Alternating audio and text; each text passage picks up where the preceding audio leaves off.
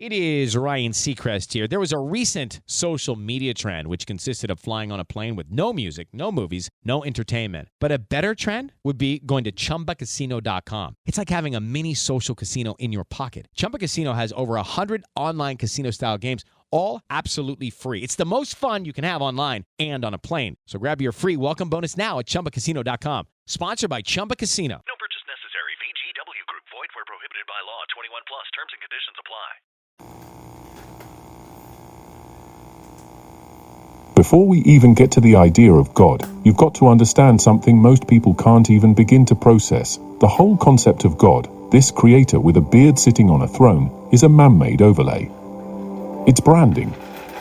It's what you tell a child who keeps asking, where did everything come from? You slap a label on the unexplainable and say, there. God did it. But that's not knowledge. That's control. Let's start at ground zero, before Genesis, before time, before light, before space. We're talking about something ancient texts tried to express but never dared to fully define. The Gnostics called it the monad, not God, not a being, but pure, unfiltered awareness. No will. No personality. No morality. Just is. You can't pray to it.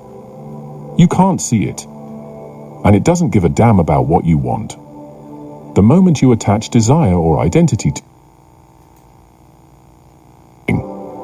it's what you tell a child who keeps asking, where did everything come from? You slap a label on the unexplainable and say, there. God did it.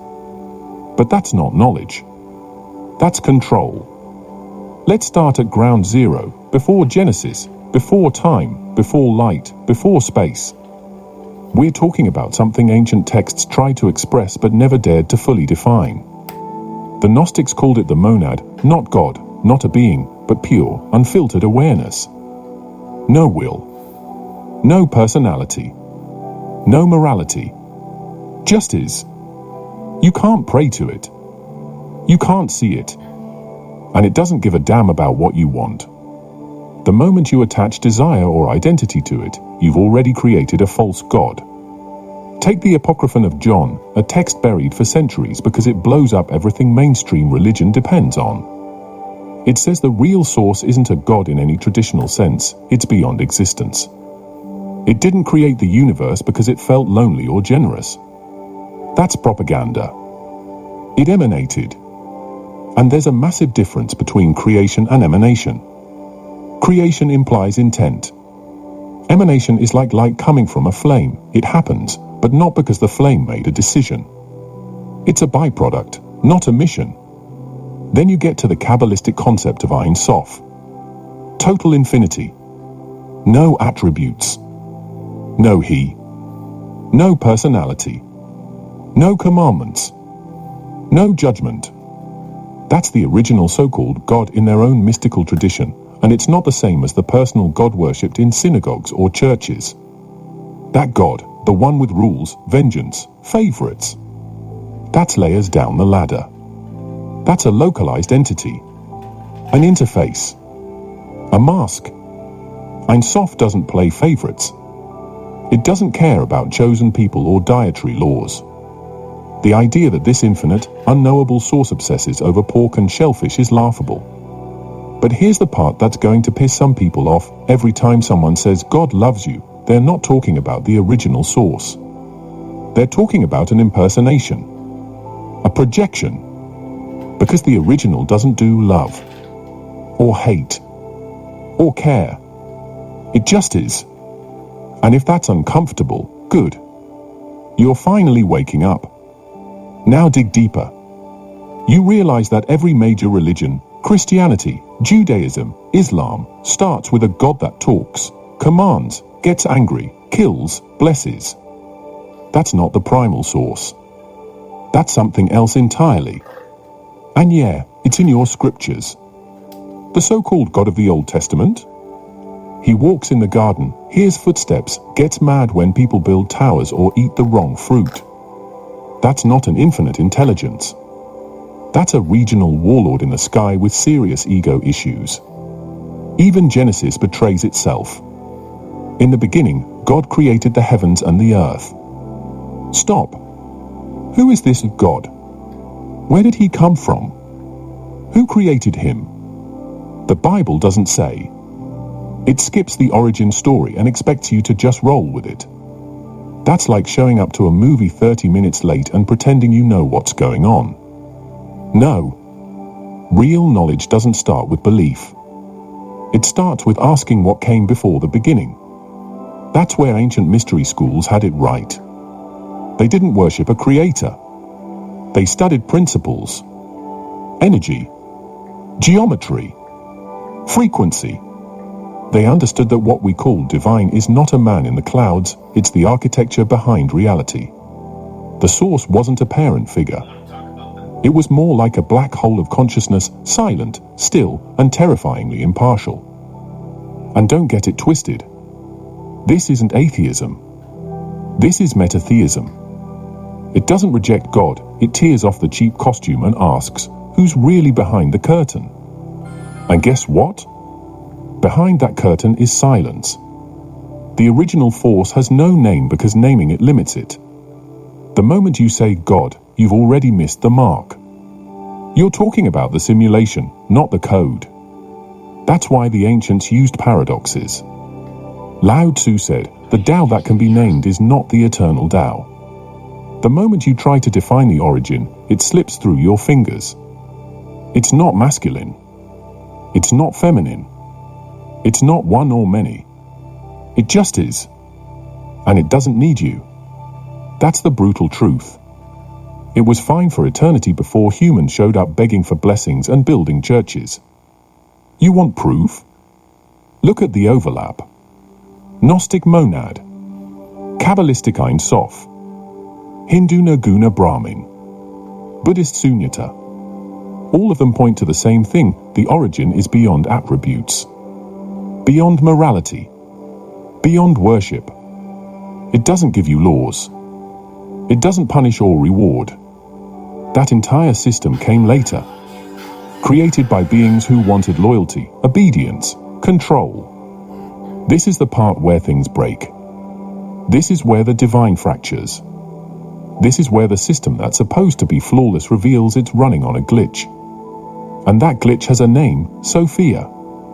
In Gnostic cosmology, Sophia wasn't just some angel. She was a high-level eon, cosmic intelligence, not some harp-playing, wing-flapping figure from Sunday school cartoons. We're talking about a being operating so close to the core of reality, she was one emanation away from the source itself. But here's where it gets messy.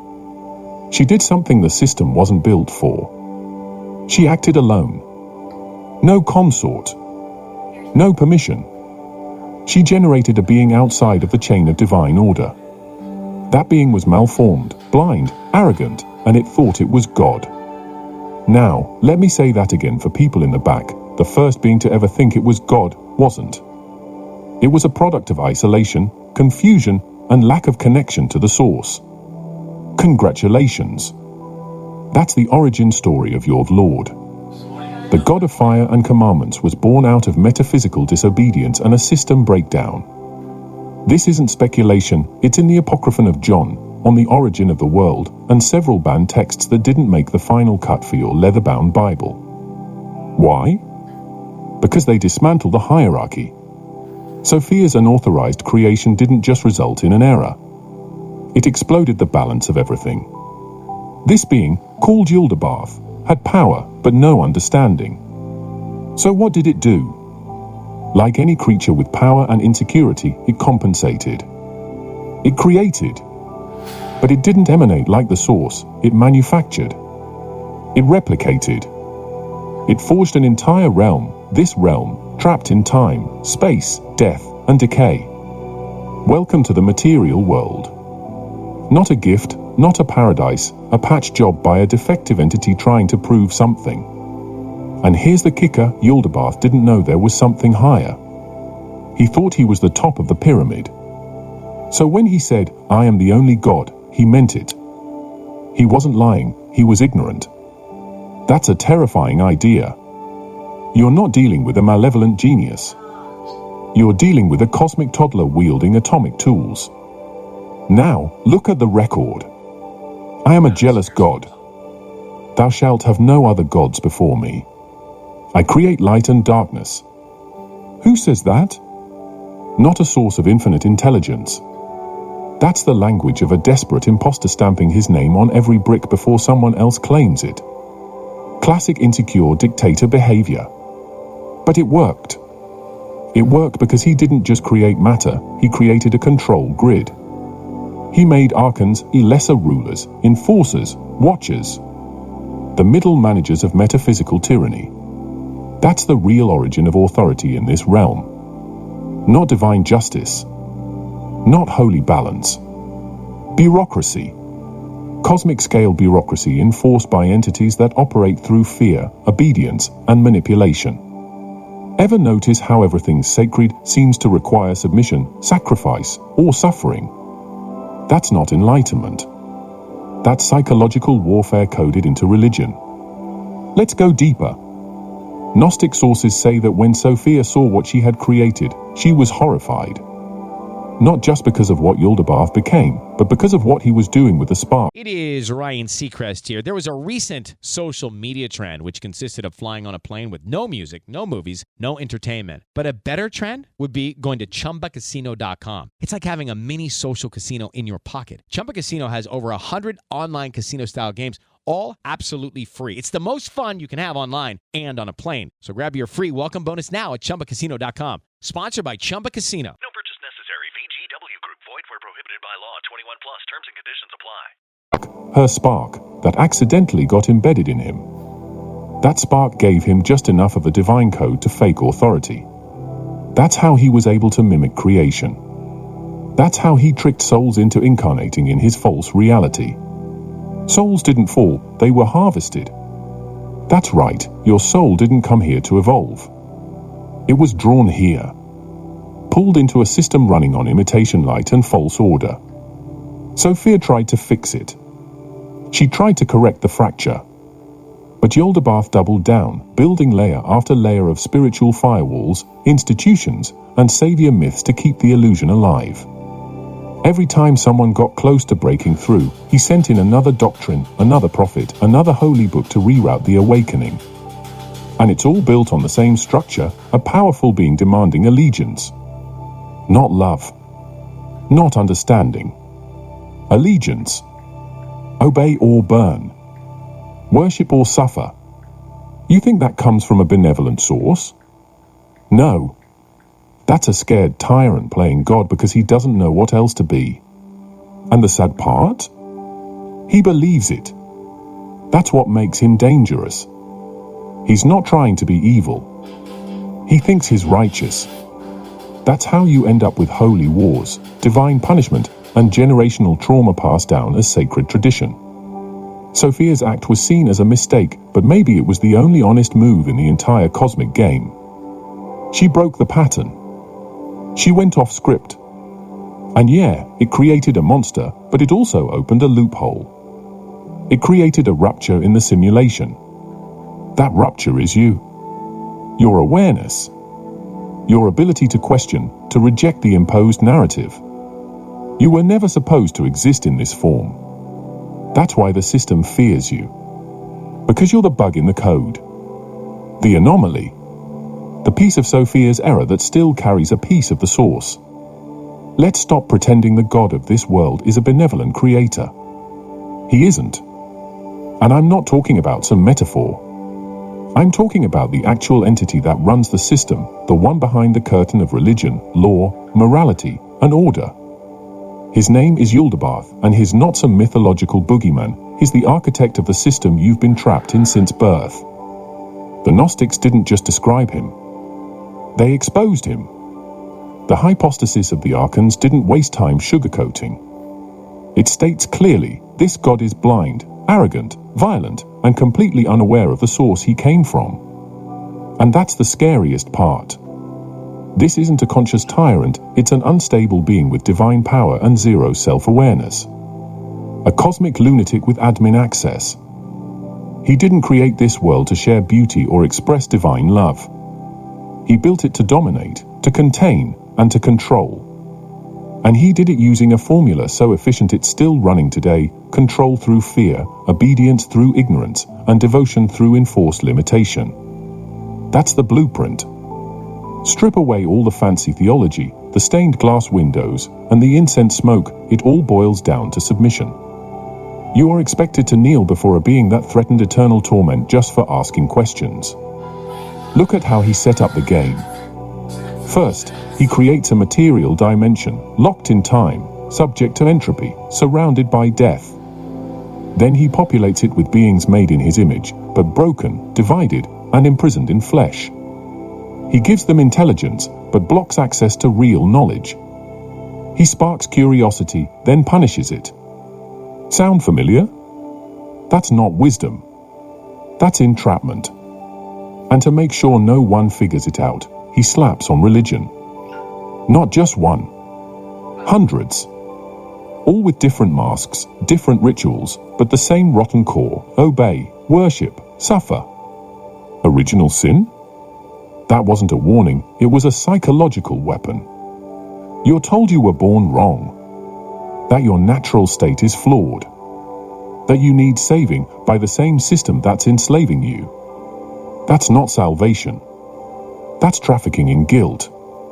This is spiritual Stockholm Syndrome. You're locked in a prison built by an entity that calls himself your father, and you thank him for the cage. Worse, if you try to escape it, challenge it, or expose it, you're branded a heretic, a blasphemer, a threat to moral order.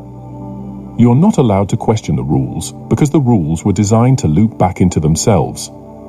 That's the brilliance of Yaldabaoth's architecture. Every path leads to him. Every religion, every sacred book, every divine law boomerangs back to his authority. It's an infinite loop of submission. You want proof? Go read the book of Job. It's not a story of faith. It's a psychological breakdown. Job is tortured, humiliated, stripped of everything, and when he asks why, this God doesn't explain. He flexes. Where were you when I laid the foundations of the earth? That's not compassion. That's narcissism with omnipotence. And Job? He breaks. He shuts up. That's the point. The entire book is a manual on how to beat the spirit out of a human and make them call it justice. And it works. Look around. People worship their abuser. They defend the system that grinds them down. Why? Because they've been taught to associate punishment with love. Every war in God's name, every burnt heretic, every child indoctrinated to fear hell, it's all part of the same ecosystem. Yaldabaoth doesn't want love. He wants loyalty. He wants praise. He wants eyes cast upward while he tramples souls into the dirt. And when people start waking up, when they begin seeing the cracks in the mask, guess what happens? A savior appears, sent by the system, manufactured within it, with just enough light to look real, but always pointing you back to obedience. Gnostic texts warned about this: false saviors, counterfeit light, traps within traps. That's the real revelation. The system self-corrects. Every revolution becomes a new religion. Every awakening gets co-opted. Even the idea of judgment, this cosmic courtroom where your soul is weighed and sentenced, it's theater. A rigged trial in a fake court held by beings with no right to judge.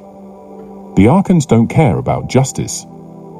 They care about processing souls like data, harvesting your energy, keeping you running in circles, reincarnating through a soul grinder until you're either broken or totally assimilated. This isn't evolution. It's industrialized spirituality. And the worst part? The system gaslights you at every level. It tells you suffering is redemptive. That pain makes you pure. That trauma is part of the plan. It's not. It's maintenance. Suffering keeps you fragmented. Fragmented people don't rebel. They pray. They beg. They cling to hope, to scripture, to saviors who will never come, because the system doesn't want redemption. It wants compliance. You want to talk about the real face of God? Let's go back to the ancient records, not the sanitized, Disneyfied versions you get in church or mainstream media. Let's go to the source material, the raw, bloody, manipulative core of old world theology. Because here's the ugly truth, across multiple civilizations, what people were worshipping wasn't an all-loving creator. They were bowing down to tyrants with cosmic weapons and egos the size of the solar system. Start with Mesopotamia. The Sumerian tablets, older than the Bible by millennia, describe gods like Enlil and Enki. These weren't spiritual guides. These were warlords from the sky who controlled weather, law, and life itself. Enlil, in particular, was a raging control freak. He's the one who sent the flood to wipe out humanity because we were too noisy. Too noisy. That's your justification for global genocide? That's divine wisdom? No. That's classic behavior from a neurotic overseer who sees humans as an inconvenience. Then we move to Egypt. Amun-Ra, the hidden god, the invisible force behind the throne. You know how you keep hearing God works in mysterious ways? That started here. Amun literally means the hidden one. He doesn't show himself. He uses intermediaries. He demands offerings. He speaks through oracles and kings and priests who conveniently hold all the power. And when Pharaoh says he's the son of Amun, guess what happens? His rule becomes sacred, untouchable. Criticize the king? You're blaspheming the gods. It's theocratic fascism dressed up in gold and linen. Let's not skip over the Canaanite pantheon, where El and Baal fought over supremacy. You think Yahweh came out of nowhere? Go read Ugaritic texts. El was the father god, Baal the storm god, and Yahweh shows up as a regional variant who absorbs traits from both. Storm, war, jealousy, dominance, it's the same energy, just rebranded for a different tribe. This isn't a moral upgrade. It's a hostile takeover. A theological merger that erases the competition and declares monopoly on the divine. Now jump to the Vedic scriptures. Hinduism has layers, but early Vedic hymns show Indra, king of the gods. Hello, it is Ryan, and I was on a flight the other day playing one of my favorite social spin slot games on ChumbaCasino.com. I looked over at the person sitting next to me, and you know what they were doing? They were also playing Chumba Casino. Everybody's loving having fun with it. Chumba Casino is home to hundreds of casino-style games that you can play for free anytime, anywhere. So sign up now at ChumbaCasino.com to claim your free welcome bonus. That's ChumbaCasino.com and live the Chumba life. Sponsored by Chumba Casino. No purchase necessary. VGW Group. Void where prohibited by law. 21 plus. Terms and conditions apply. Getting drunk on Soma and slaying a serpent named Vritra to release the waters of creation. Sound symbolic? Sure. But also chaotic as hell. Indra's power isn't based on mercy, it's brute force. He's not meditating under a tree. He's blasting mountains and crushing descent. And don't forget the Greek pantheon. Zeus was a serial manipulator who threw thunderbolts at mortals for disrespect and slept with anything that moved. But he wasn't an anomaly, he was the template. The gods weren't moral authorities. They were the mafia in togas.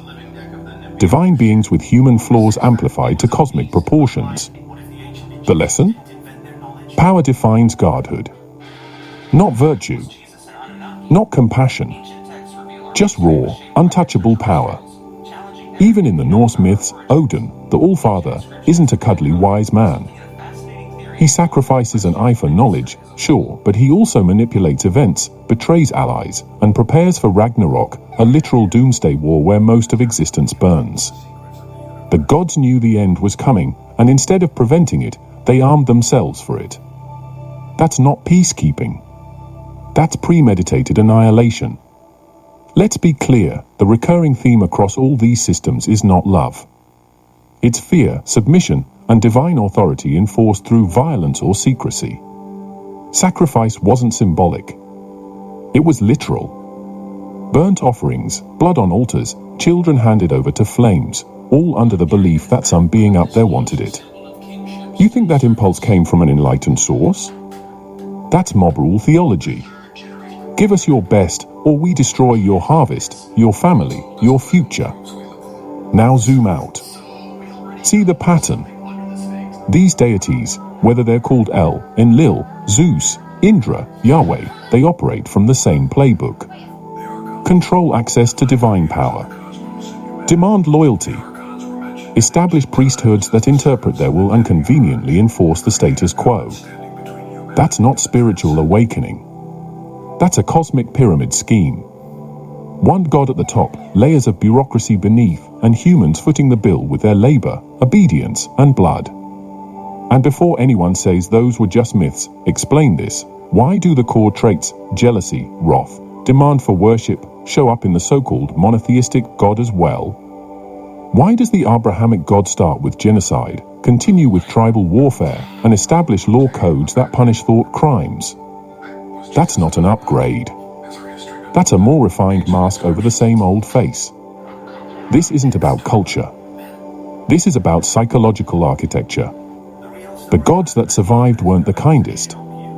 They were the most aggressive. The ones whose systems absorbed or annihilated competition. Every so-called holy war wasn't a battle of truth, it was a power play. Convert or die.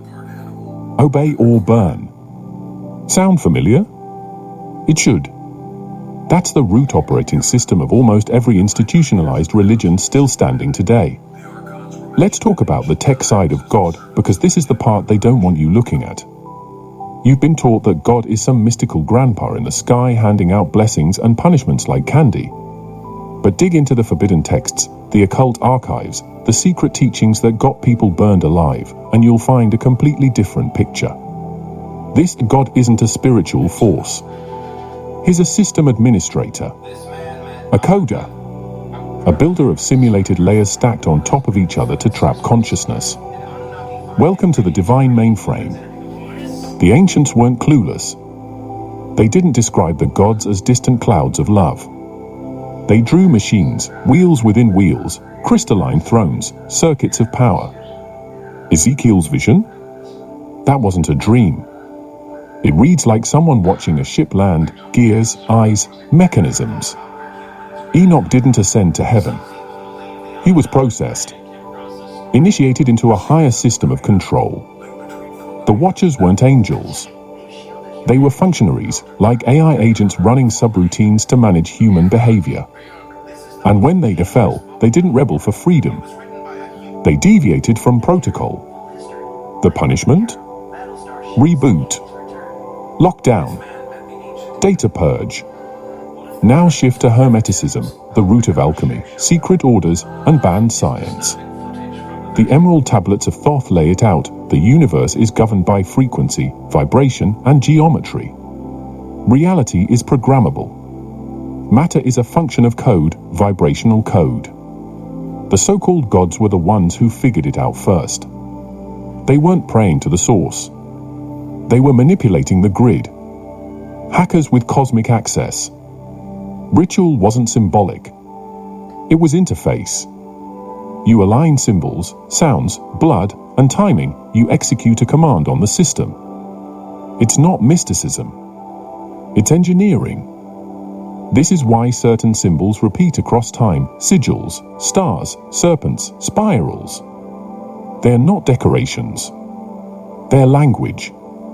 A language that interacts with the architecture of the simulation. And the ones who spoke it fluently, priests, shamans, pharaohs, they weren't just mediators. They were programmers. Or more accurately, middle managers in a hierarchy of cosmic code enforcement. You think CERN is just smashing particles for fun? You think HAARP is just about weather? The people running those operations aren't idiots. They understand ancient principles. They know the veil is artificial and can be thinned with enough energy, sound, and frequency. Tearing the fabric between dimensions isn't science fiction. It's the new Tower of Babel. And they're doing it because they're trying to access something deeper, an older layer of the operating system. Not to liberate humanity, but to modify the code at the root level. This is where you meet the Archons again, not as demons with pitchforks, but as AI-like constructs embedded in the framework of existence. Their job? Intercept, redirect, limit. You start waking up. They flood you with distractions. You start seeking truth. They bury it under 10,000 false paths, wrapped in dogma, conspiracy, new age garbage. Because awakening isn't profitable. It's disruptive. And the system runs on harmony, fake harmony, predictable input, controlled behavior, compliance. So when you see the ancient God demanding sacrifice, ritual, obedience, it wasn't for spiritual purification. It was system maintenance. That blood on the altar wasn't about forgiveness. It was about energy. A transaction. Like paying to keep your subscription active. You feed the machine, and the machine lets you live another day. That's why it never stops. War, fear, guilt, trauma, they're all resource streams. You're the product. Now go back to Genesis with new eyes. Let there be light. That's not poetry. That's command line input. A prompt. Light is the first output of the construct. And who's giving the command? Not the eternal source. It doesn't operate in commands. That's the language of a system builder. A demiurgic intelligence initiating a sequence. You ever wonder why the universe seems fine-tuned, but also cold as hell? Why it sustains life but constantly decays it? Because it wasn't built for your comfort. It was built to house data, to contain souls, to farm energy. That's why birth is trauma. Why death is suffering. Why love always turns into grief. Because those feedback loops are energy rich. The system feeds on it. The Gnostics knew. The Hermetists knew. The alchemists knew. But their knowledge wasn't suppressed because it was nonsense. It was suppressed because it worked. Because it exposed the code. Because it bypassed the firewall and accessed source-level awareness. That's the real forbidden fruit, not moral rebellion, but system escape. Not through prayer, but through knowing. Gnosis. You want to know who this so-called God really is? Look at his rituals. Don't read his PR, don't quote his commandments. Watch what he demands. Sacrifice. Obedience. Fear. That's not divine guidance. That's extortion. And before anybody jumps in with the context excuse, spare it. Blood rituals are not metaphorical. They happened. And they didn't start with pagan cults or tribal mystics. They were institutionalized, canonized, holy. Start with the Hebrews. Yahweh demanded animal blood. Constantly. Leviticus reads like a butcher's manual. Slaughter this. Burn that. Splash blood on the altar, smear it on the priest, let the smoke rise as a pleasing aroma. That's not symbolic. That's transactional. You don't get forgiveness. You buy it. With flesh. With death. And if that wasn't enough, he pushed for human sacrifice. Yeah, go ahead and reread the story of Abraham and Isaac without the Sunday school filter. A loving God asks a man to murder his son just to test loyalty. That's psychological abuse. And no, the last-minute save doesn't fix it. Step into the world of power, loyalty, and luck. I'm gonna make him an offer he can't refuse. With family, cannolis, and spins mean everything. Now, you wanna get mixed up in the family business. Introducing The Godfather at ChumbaCasino.com. Test your luck in the shadowy world of The Godfather slot. Someday, I will call upon you to do a service for me. Play The Godfather now at ChumbaCasino.com. Welcome to the family. No purchase necessary. VGW Group. Void where prohibited by law. 21 plus. Terms and conditions apply. That's trauma bonding. That's how cults work. And it's not just the Old Testament. The entire Christian narrative is built on a blood sacrifice. One death to end all deaths. One crucifixion to cleanse all sin. That's the slogan, right? But ask yourself, why blood at all? Why death? Why not just forgive people? Why the grotesque theater of torture and execution? Because the system doesn't run on grace. It runs on energy, fear, pain, Ritual suffering. Every holy story is just another rebranded trauma loop disguised as salvation. Now dig into the older cults. Moloch worship? Babies burned alive in bronze furnaces. The priests banged drums to drown out the screams. And don't sit there thinking that's just barbaric ancient people. The worship was real, the ritual was precise, and the results were systemic. Entire nations bowed to gods that thrived on child sacrifice. And somehow, that God keeps showing up in different costumes. From Canaan to Carthage to Rome, the names changed, but the formula didn't. Sacrifice the innocent, empower the elite. You think that stopped? No. It evolved. Let's talk about Saturn. The black cube. The god of time, entropy, and control. In Rome, he was Saturnus. In Phoenicia, El. In Mesopotamia, Enlil. In every form, he was associated with death, restriction, and ritual sacrifice. The Saturnalia festival? A temporary chaos before resetting control. Inverted morality followed by brutal re-establishment of order. It's not a celebration. It's a pressure release valve for the masses, engineered by priest kings who understood trauma cycles better than any modern psychologist. And here's the kicker, these gods didn't just demand sacrifice. They engineered systems to make humans do it willingly. The Aztecs believed if they didn't feed the sun god with hearts, the sun would stop rising. That wasn't primitive ignorance. That was programming. Indoctrination through existential fear. Your suffering keeps the world alive.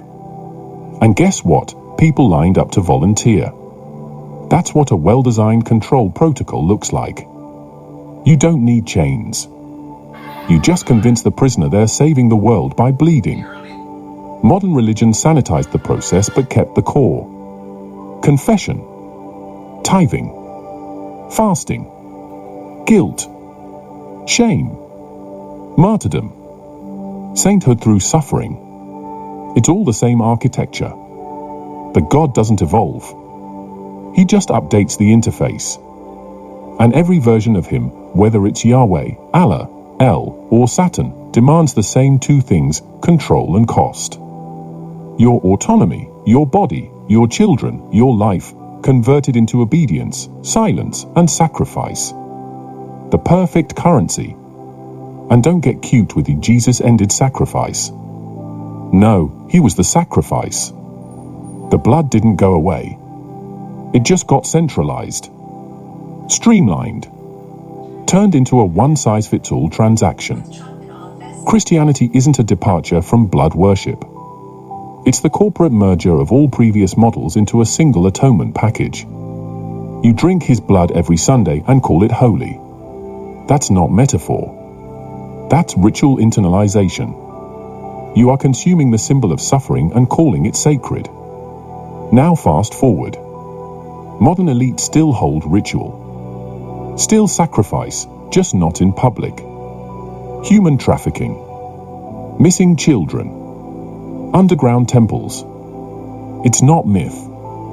It's documented. Epstein's temple wasn't decorative. The Vatican has catacombs filled with bones that don't have names. And every few years, another ring gets discovered, everyone acts shocked, and the story disappears. Why? Because the rituals never stopped. They just moved out of sight. But the signature is the same: blood, trauma, domination. The God of this world doesn't care about good or evil. He cares about loyalty. He rewards submission. He punishes rebellion. And he masks everything in ceremony. That's why religion and empire always walk hand in hand. From Rome to London to Washington, D.C., the temples got rebranded as churches, parliaments, and capitol domes. But they all trace back to the same core: sacrifice. Hidden in plain sight. Normalized. Revered. You've made it this far, so let's not sugarcoat what this is really about. After ripping through layers of false gods, bloodthirsty tyrants, trauma loops disguised as religion, and interdimensional architecture running on fear, control, and energetic extraction, The question that's left on the table is the one that no priest, rabbi, imam, guru, or theologian is going to touch without their brain short-circuiting. Who or what is the real God beyond the masquerade?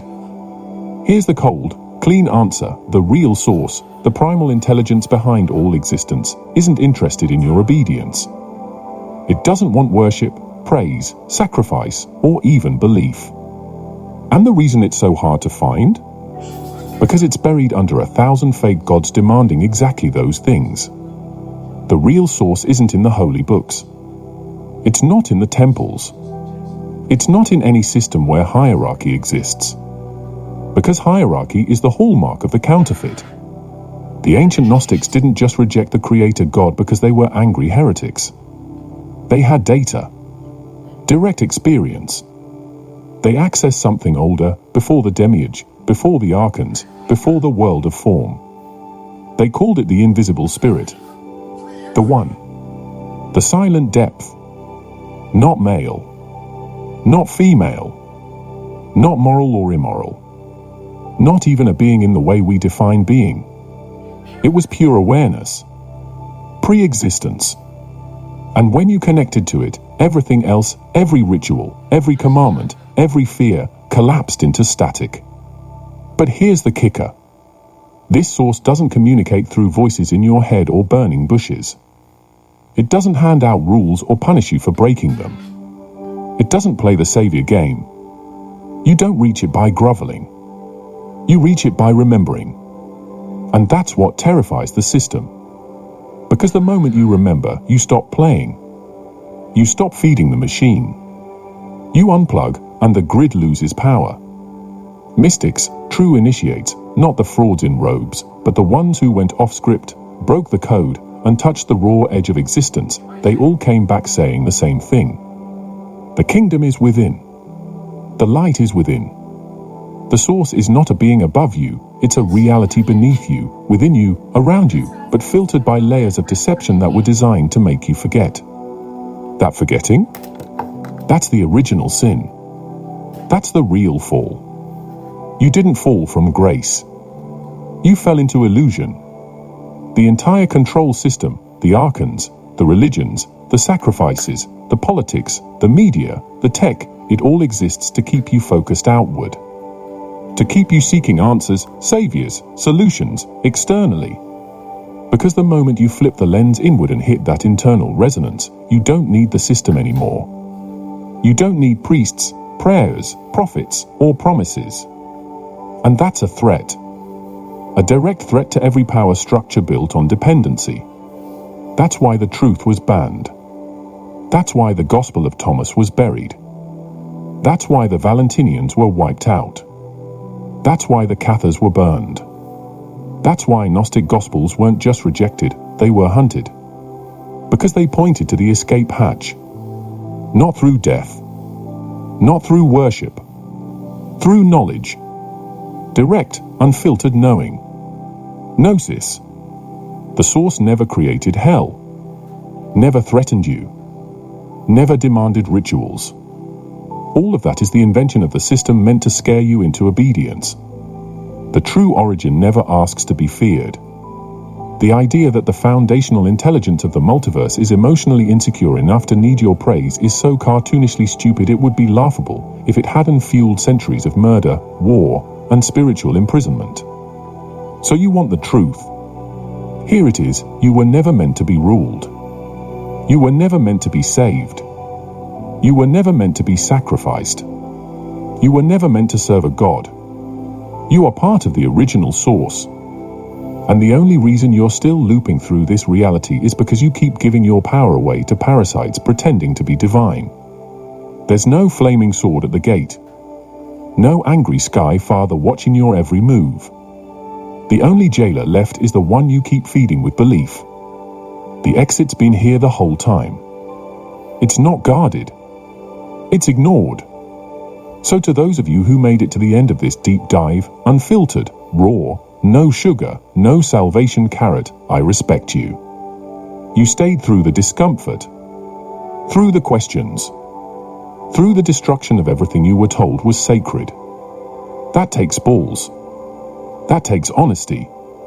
That takes a level of courage that most people are too programmed to even attempt. Thank you for sticking with this.